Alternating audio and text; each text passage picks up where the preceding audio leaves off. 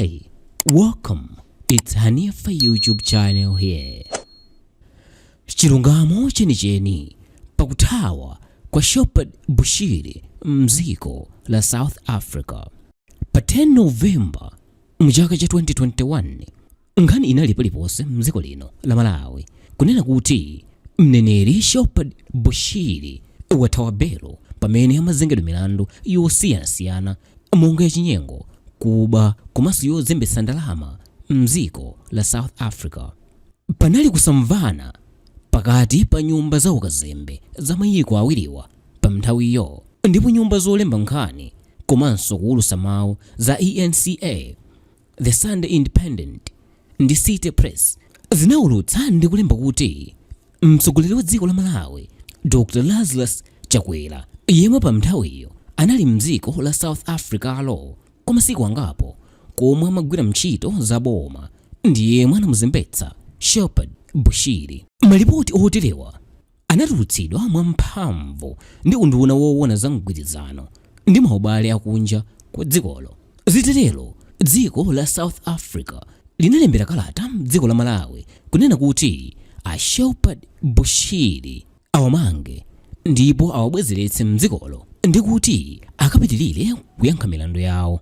Komatu kufika pano a Shepherd Bushiriwa sanapititsidwe mdziko la South Africa kuti akayankhe milandu yawoyo, ndipo panopa iwowa anakamang'ala ku bwalo la milandu komwe akukana kupititsidwa mdzikolo, pomanena kuti anthu amamuzonda komanso sangalandire chilungamo chenicheni chabwino pa nkhani. Shepherd Bushiri ndi mkazi wake mmene anachokera mdzikolo sizidziwika bwinobwino mpaka pano. Anazemba bwanji anthu ogwira ntchito am'malire a dzikolo ndi dziko la Zimbabwe komanso Mozambique. Nkhani ili mkamwamkamwa chonchi, malipoti ena amaonetsa kuti mkuluyu anachoka mothawa mdzikolo mothandizidwa ndi chibwenzi chake cha zaka 28 zakubadwa, chomwenso ndi membala wa mpingo wakewo. Shepherd Bushiri ndi mtsogoleri wa mpingo wotchedwa United Christian Gathering ECG, womwe iyeyo anawuyambitsa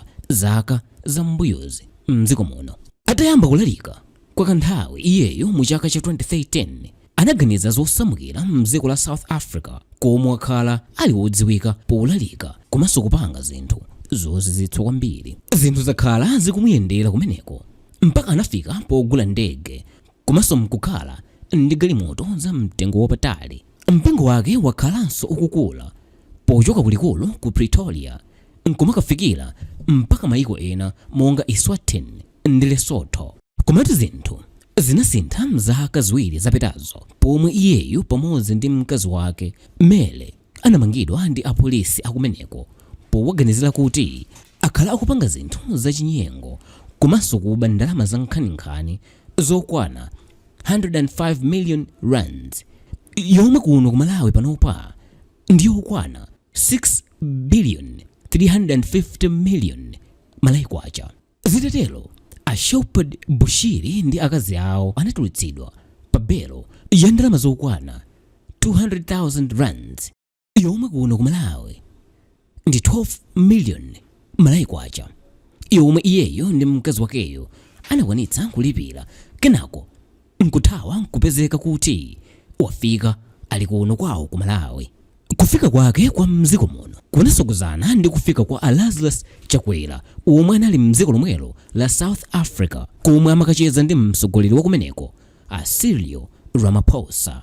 Atulankhani ena a mzikolo anayankhula ndi mkulu wofalitsa nkhani wa mziko lino, yemwenso ndi nduna yoona za mauthenga a Gospel Kazako, yemwe anauza iwowa kuti a Shepherd Bushiriwa sakulakwitsa pobwera kuno kwawo popeza anali ataona kuti umoyo wawo uli pa chiopsezo mzikolo, ndipo pa milandu yawo yobwezeretsedwa mzikolo kuti akayankhe milandu yawo kuphatikizapo yothawa belo, a Gospel Kazako anati dziko la Malawi ndi lotsata malamulo ndiye litsatira malamulo ake ngati mkoyenera kuti a Shepherd Bushiri awabwezeretse kapena ayi. Mtolankhaniyo atawafunsanso akadzako pa nkhani yokhuza mmene a Bushiri ndi mkazi wawo analowera mdziko muno. Iwowa anayankha mwathamu ponena kuti anthuwa akuyenera azifunse okha kuti anthuwa anatuluka bwanji mdziko lawo lomwe amati lili ndi chitetezo chokwanira muno mu Africa. Pamene zimachitika izi nkuti office ya mtsogoleri wa dzikolo la South Africa inali itakwiya ndipo inalamula kuti anthu onse omwe alephera pa ntchito yawo akuyenera apereke ripoti mwachangu.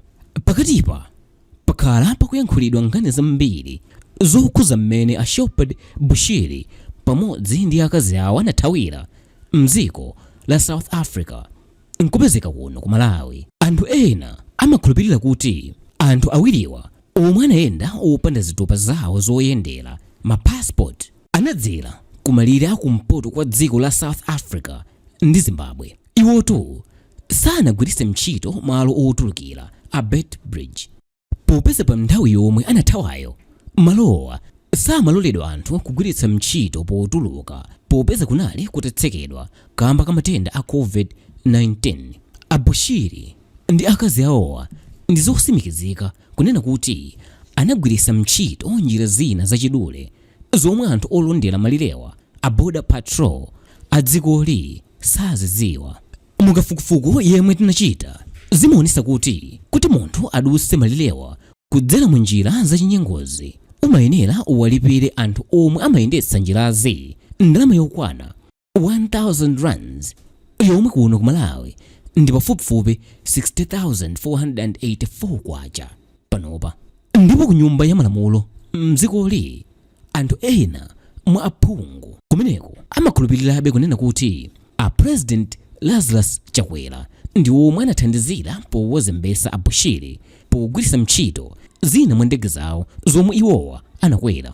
Komatu maganizo oterewa anachepa pamene a Aaron Motsoaledi yemwe ndi nduna yoona za mziko Home Affairs Minister anauza aphunguwa kuti a Shepherd Bushiri ndi akazi awowa sanagwiritse ntchito ina iliyonse mwa mapassport omwe anali nawo. Ndunayi inenanso kuti a Bushiri ndi akazi awowa ali ndi mapassport okwana 10 ndipo asanu mwa amenewa anapangitsidwa kuno ku Malawi ndipo palibe yomwe agwiritsa ntchito pothawapa.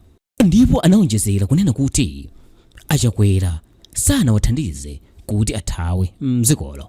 Ndunayi inaonjezeranso kunena kuti ndege zomwe President Chakwera ndi anthu awo anakwera zinachedwetsedwa kunyamuka kokwana kawiri pofunadi kusimikiza kunena kuti a Shepherd Bushiri ndi akazi awo mlibemo mndegemo. Posayankhulapo zakuphweka pakadusidwe kamalire a mdzikolo ndi mayiko ena, ndunayi inati malire awo onse kulibe komwe kukuonetsa kuti a Bushiri adusilako, ndipo ngati iwowa anatulukapo mdzikolo Panali pa 19 January mu chaka cha 2019. Kodi ndiye mkuluyo anakwanisa bwanji kuzemba dzikolo nkuzapezeka kuno ku Malawi?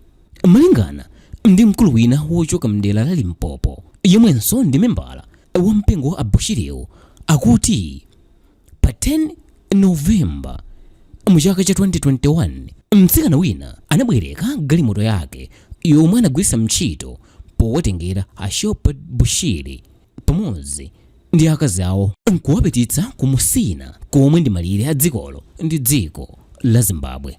Mkuluyu powuza newspaper ina ya City Press anati iyeyo akuulula izi kamba kakuti zinali zitamukwana komanso kumutopesa zomwe Bushiri amapanga za utambwali komanso kubera anthu osalakwa, nkumanena mwathamwa kuti adzabwererabe mdzikolo pokapoka ngati apolisi angamusimikizire kuti chitetezo chake chikhala bwino.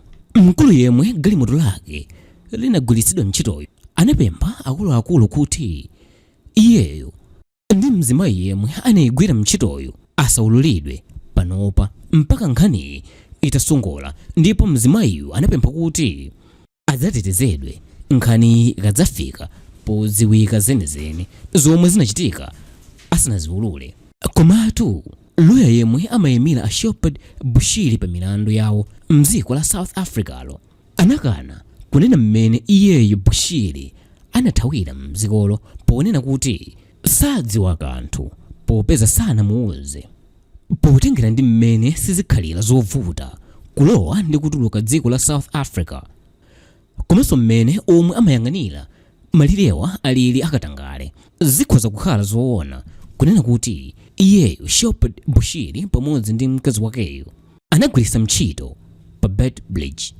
Polankhula ndi atolankhani kuno ku Malawi, a Shepherd Bushiri omwe anathawa milandu yomwe amazengedwa yokhuza kuba ndi yozembetsa ndalama komanso katangale, anati ndi chisomo kuti iwowa ali moyo ndipo ndi mfulu mdziko lawo.